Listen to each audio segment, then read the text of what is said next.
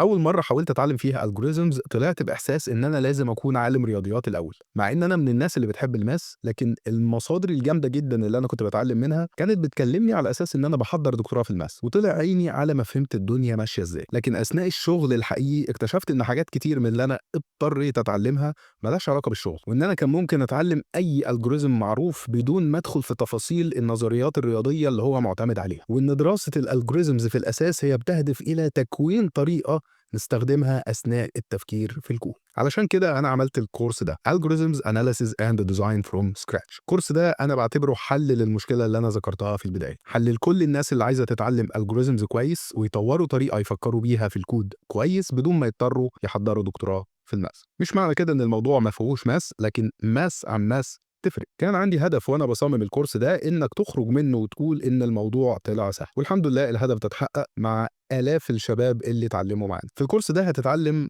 إزاي تحول أي حاجة لكود بطريقة منهجية وليس بطريقة عشوائية. هتتعلم إزاي تعمل analysis لأي algorithm وتقدر بسهولة تحدد ال complexity class اللي هو فيها. لو تسمع عن ال O notation أو ال Big O وحاولت تتعلمها قبل كده ولقيت إن الموضوع صعب، في الكورس ده هتتعلمها بسهولة وهتفهمها وهتبقى حاجة عادية جدا بالنسبة لك. وهنتعرف على بعض الالجوريزمز المشهورة. الهدف إن احنا نتعرف على الالجوريزمز دي هو إن الطرق المستخدمة في الالجوريزمز دي احنا نقدر نستخدمها في حل مشاكل أخرى من نفس النوعية. ده غير إن بعض منها يعتبر أساس لتكنولوجيز كتير مستخدمة النهاردة. وهنتعرف على الالجوريزمز دي من أساسها، من مصادرها الأصلية. يعني مثلا الجوريزم زي هافمان كودينج، هنجيب الساينتفك بيبر اللي هافمان كتبها بنفسه وهنشرحها. ومش بس كده، احنا هنعمل امبلمنتيشن للالجوريزم بايدينا، يعني هنكتب له كود. واعتقد دي احسن طريقه تفهم بيها اي موضوع ايا كان. نيجي بقى للنقطه المهمه، ايه لغه البرمجه اللي هنستخدمها في الكورس؟ الحقيقه احنا هنستخدم